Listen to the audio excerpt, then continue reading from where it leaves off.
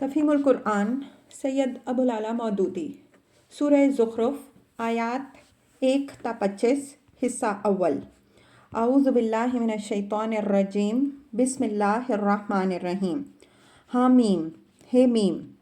والکتاب المبین انا جعلناہ قرآنا عربیا لعلکم تعقلون۔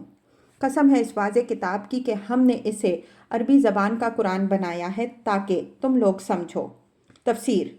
قرآن مجید کی قسم جس بات پر کھائی گئی ہے وہ یہ ہے کہ اس کتاب کے مصنف ہم ہیں، نہ کہ محمد صلی اللہ علیہ وآلہ وسلم، اور قسم کھانے کے لیے قرآن کی جس صفت کا انتخاب کیا گیا ہے وہ یہ ہے کہ یہ کتاب مبین ہے۔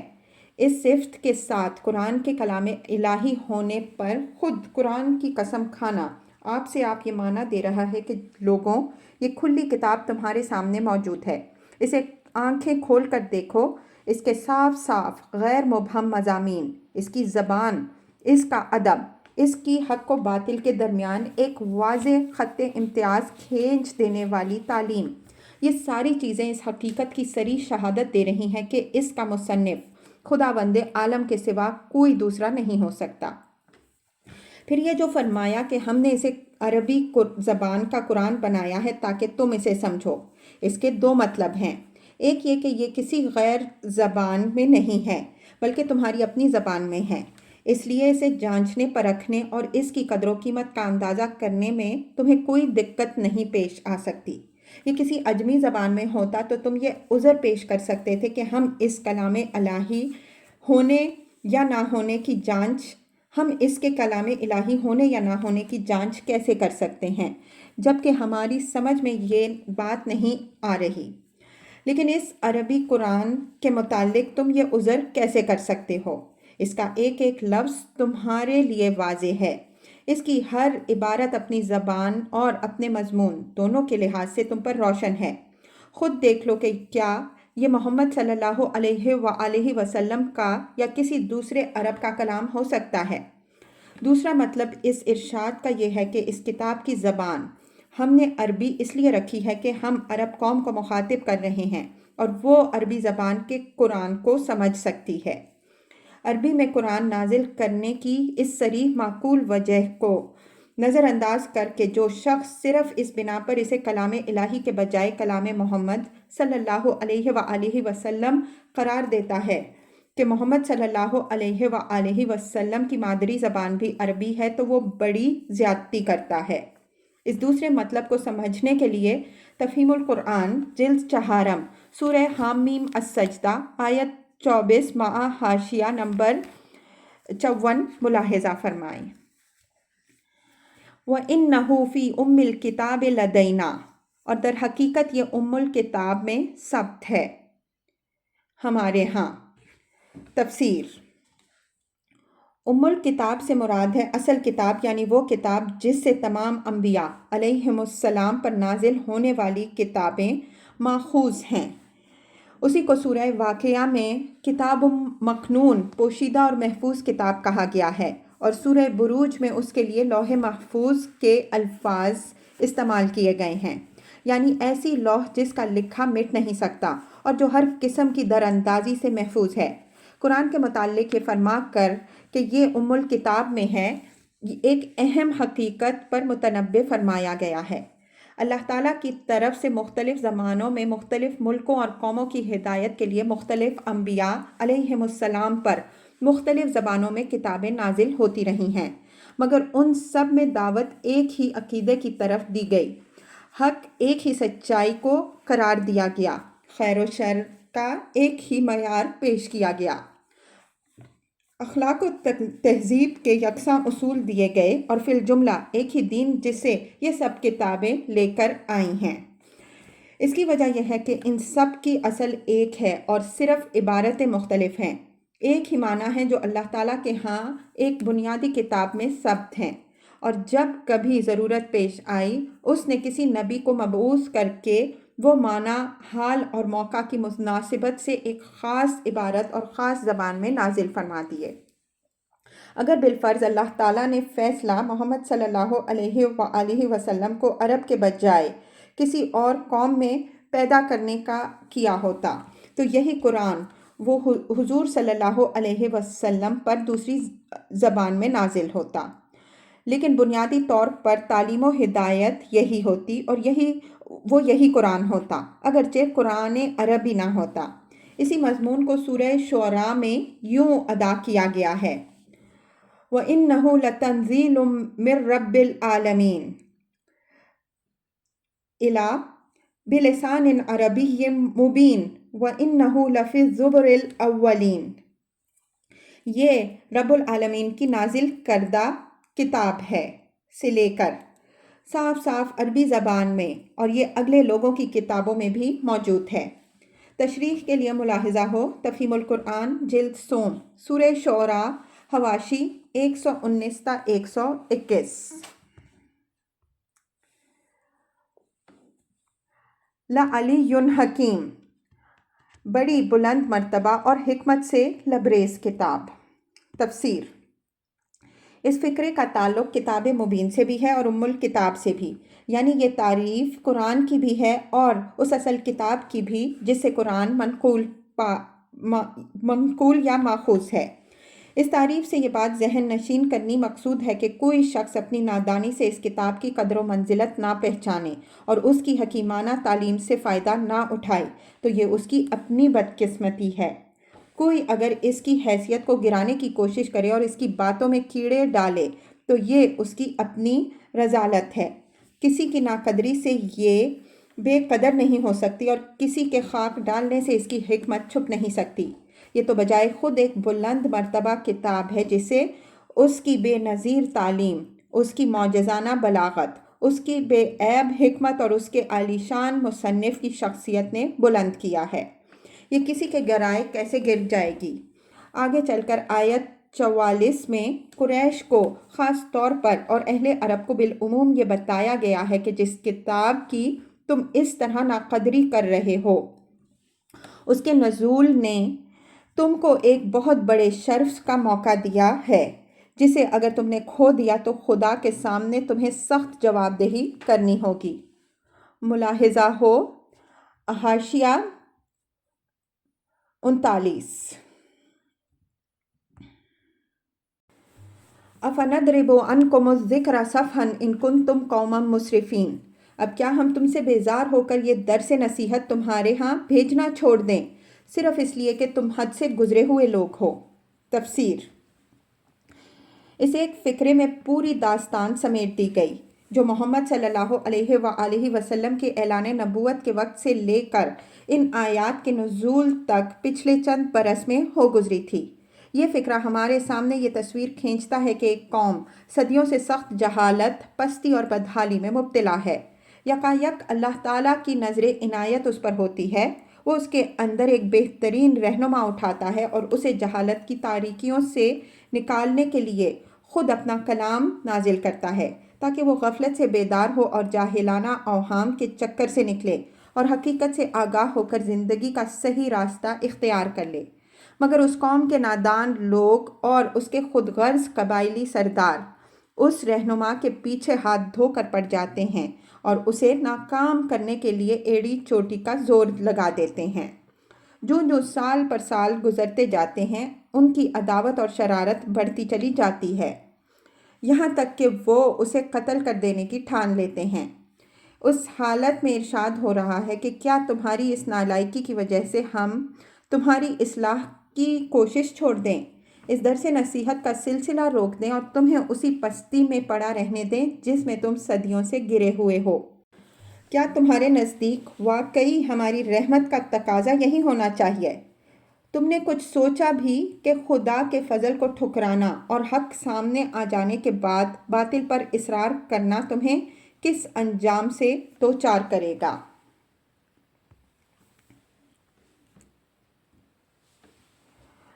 وَكَمْ أَرْسَلْنَا مِن نَبِيٍّ فِي الْأَوَّلِينَ۔ پہلے گزری ہوئی قوموں میں بھی بارہا ہم نے نبی بھیجے۔ وَمَا يَأْتِيهِم مِّن نَبِيٍّ إِلَّا كَانُوا بِهِ يَسْتَهْزِئُونَ۔ کبھی ایسا نہیں ہوا کہ کوئی نبی ان کے ہاں آیا ہو اور انہوں نے اس کا مذاق نہ اڑایا ہو۔ تفسیر: یعنی یہ بےہودگی اگر نبی اور کتاب کے بھیجنے میں مانع ہوتی تو کسی قوم میں بھی کوئی نبی نہ آتا، نہ کتاب بھیجی جاتی۔ فَأَهْلَكْنَا أَشَدَّ مِنْهُمْ بَطْشًا، پھر جو لوگ ان سے بدرجہ زیادہ طاقتور تھے انہیں ہم نے ہلاک کر دیا۔ وَمَضَىٰ مَثَلُ الْأَوَّلِينَ، پچھلی قوموں کی مثالیں گزر چکی ہیں۔ تفسیر، یعنی ایک خاص لوگوں کی بےہودگی کا نتیجہ یہ کبھی نہیں ہوا کہ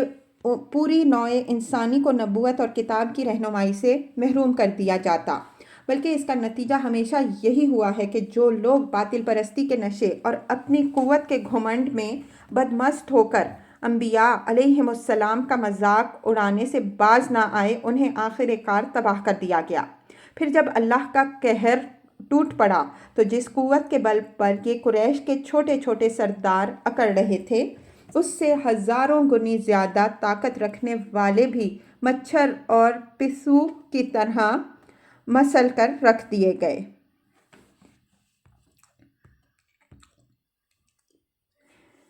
وَلَئِن سَأَلْتَهُم مَّن خَلَقَ السَّمَاوَاتِ وَالْأَرْضَ، اگر تم ان لوگوں سے پوچھو کہ زمین اور آسمانوں کو کس نے پیدا کیا، لَيَقُولُنَّ خَلَقَهُنَّ الْعَزِيزُ الْعَلِيمُ،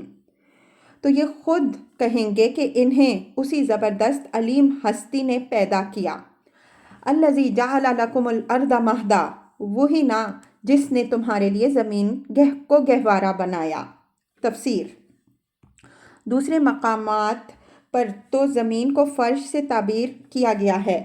یہاں اس کے لیے گہوارہ کا لفظ استعمال فرمایا گیا ہے، یعنی جس طرح ایک بچہ اپنے پنگھوڑے میں آرام سے لیٹا ہوتا ہے،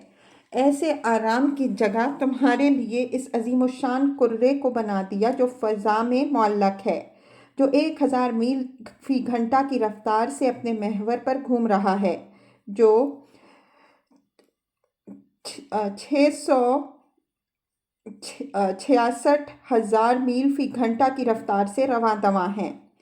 جس کے پیٹ میں وہ آگ بھری ہے کہ پتھروں کو پگھلا دیتی ہے اور آتش فشوں کی شکل میں لاوا اگل کر کبھی کبھی تمہیں بھی اپنی شان دکھا دیتی ہے، مگر اس کے باوجود تمہارے خالق نے اسے اتنا پرسکون بنا دیا ہے کہ تم آرام سے اس پر سوتے ہو اور تمہیں ذرا جھٹکا تک نہیں لگتا، تم اس پر رہتے ہو اور تمہیں یہ محسوس تک نہیں ہوتا کہ یہ کرہ معلق ہے اور تم اس پر سر کے بل لٹکے ہوئے ہو، تم اطمینان سے اس پر چلتے پھرتے ہو، تمہیں یہ خیال تک نہیں آتا کہ تم بندوق کی گولی سے بھی زیادہ تیز رفتار گاڑی پر سوار ہو، بے تکلف اسے کھودتے ہو، اس کے سینے چیرتے ہو، طرح طرح سے اس کو پیٹ کر اپنا رزق اس سے وصول کرتے ہو، حالانکہ اس کی ایک معمولی سی جھرجھری کبھی زلزلے کی شکل میں آ کر تمہیں خبر دیتی ہے کہ یہ کس بلا کا خوفناک دیو ہے جسے اللہ نے تمہارے لیے مسخر کر رکھا ہے۔ مزید تشریح کے لیے ملاحظہ ہو تفہیم القرآن جلد سوم، سورہ نمل حواشی 74 تا 75۔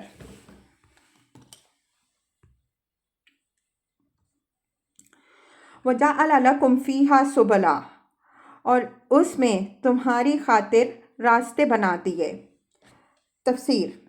پہاڑوں کے بیچ بیچ میں درے اور پھر کوہستانی اور میدانی علاقوں میں دریا اور وہ قدرتی راستے ہیں جو اللہ نے زمین کی پشت پر بنا دیے۔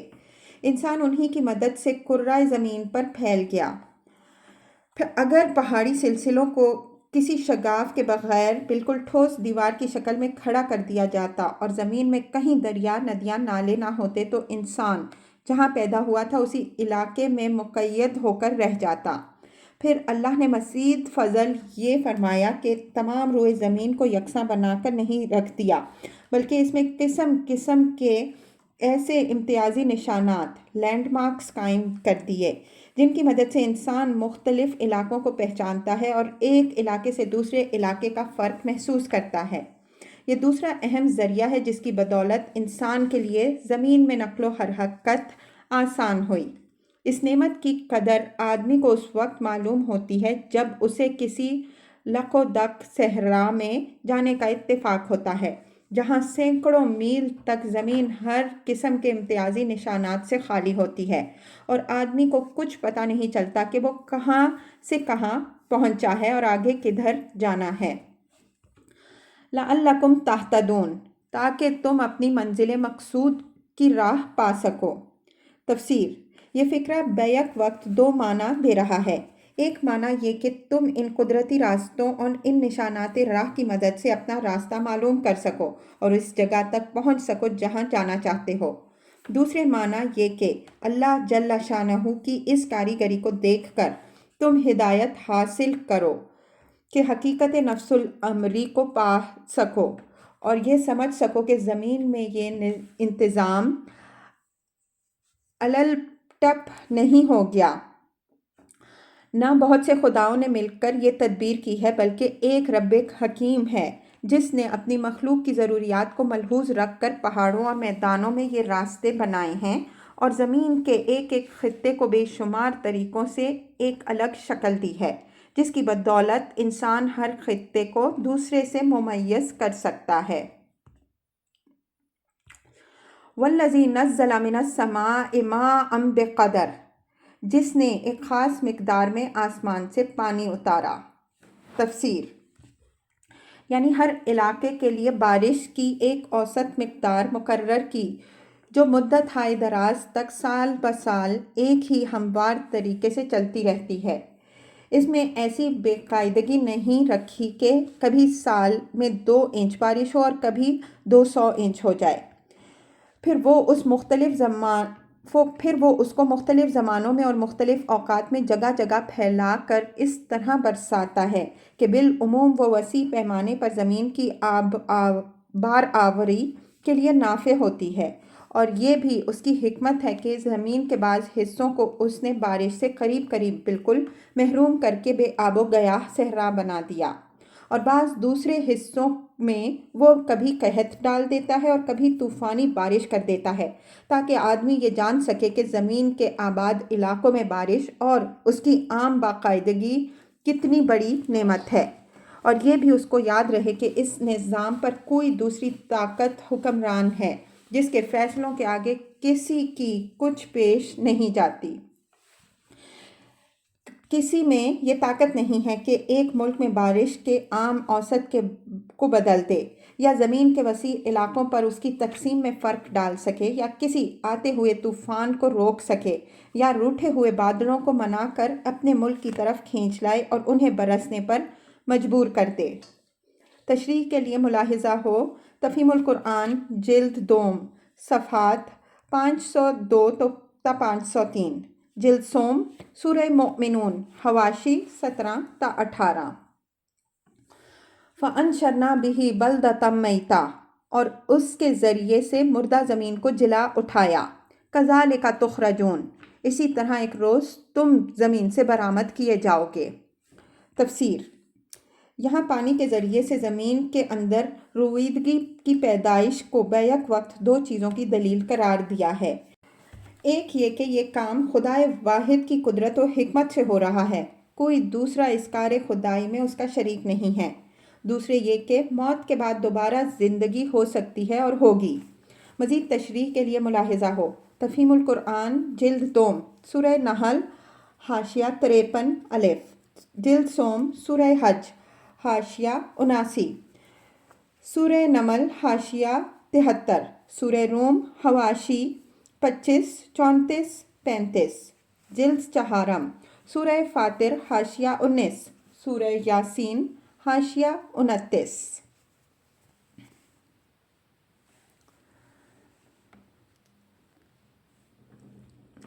وَالَّذِي خَلَقَ الْأَزْوَاجَ كُلَّهَا، وہی جس نے یہ تمام جوڑے پیدا کیے۔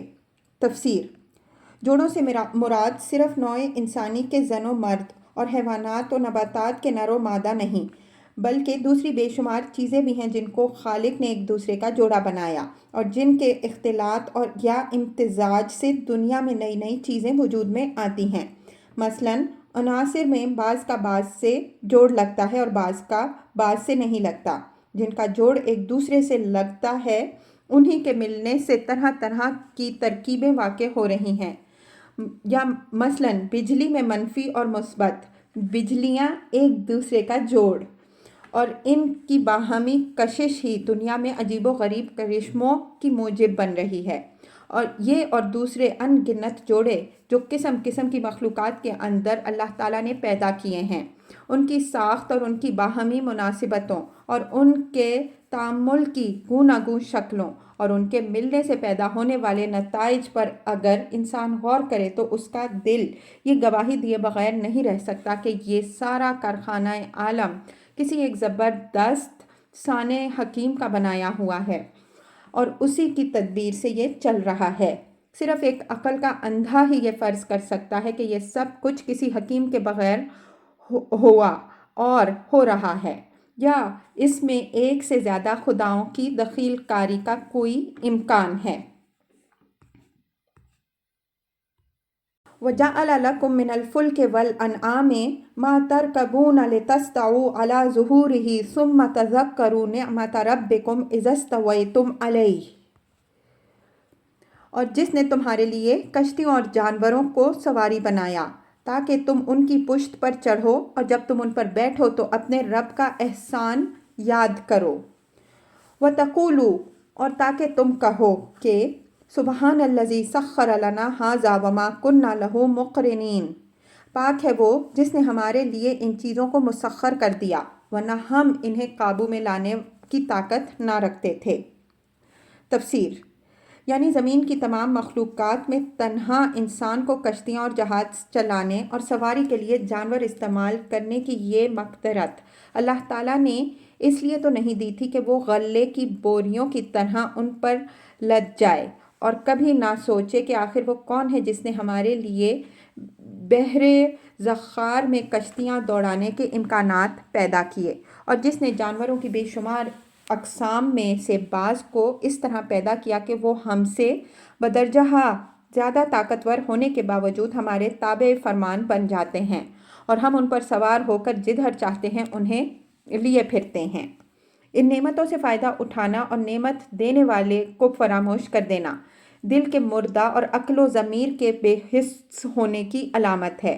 ایک زندہ اور حساس قلب و ضمیر رکھنے والا انسان تو ان سواریوں پر جب بیٹھے گا تو اس کا دل احساس نعمت اور شکر نعمت کے جذبے سے لبریز ہو جائے گا۔ وہ پکار اٹھے گا کہ پاک ہے وہ ذات جس نے میرے لیے ان چیزوں کو مسخر کیا، پاک ہے اس سے کہ اس کی ذات و صفات اور اختیارات میں کوئی اس کا شریک ہو، پاک ہے اس کمزوری سے کہ اپنی خدائی کا کام خود چلانے سے وہ عاجز ہو اور دوسرے مددگار خداؤں کی اسے حاجت پیش آئے، پاک ہے اس سے کہ میں ان نعمتوں کا شکریہ ادا کرنے میں اس کے ساتھ کسی اور کو شریک کروں۔ اس آیت کے منشا کی بہترین عملی تفسیر رسول اللہ صلی اللہ علیہ وآلہ وسلم کے وہ اذکار ہیں جو سواریوں پر بیٹھتے وقت آپ صلی اللہ علیہ وآلہ وسلم کی زبان مبارک پر جاری ہوتے تھے۔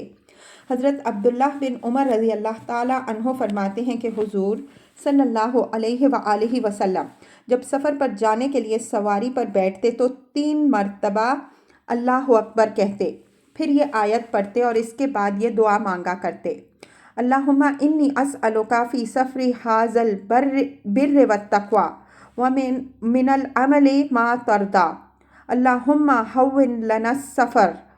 وطول لنا البعید، اللہم انت صاحب فی السفر وخلیفۃ فی الاہل، اللہم اصبحنا فی سفرنا واخلفنا فی اہلنا۔ خدایا، میں تجھ سے درخواست کرتا ہوں کہ میرے اس سفر میں مجھے نیکی اور تقوی اور ایسے عمل کی توفیق دے جو تجھے پسند ہوں۔ خدایا، ہمارے لیے سفر کو آسان کر دے اور لمبی مسافت کو لپیٹ دے۔ خدایا، تو ہی سفر کا ساتھی ہے اور ہمارے پیچھے ہمارے اہل و عیال کا نگہبان ہے۔ خدایا، ہمارے سفر میں ہمارے ساتھ اور پیچھے ہمارے گھر والوں کی خبر گیری فرما۔ حضرت علی رضی اللہ تعالیٰ عنہ فرماتے ہیں کہ ایک مرتبہ رسول اللہ صلی اللہ علیہ وآلہ وسلم نے بسم اللہ کہہ کر رکاب میں پاؤں رکھا، پھر سوار ہونے کے بعد فرمایا الحمدللہ سبحان الذی سخر لنا ھذا وما کنا لہ مقرنین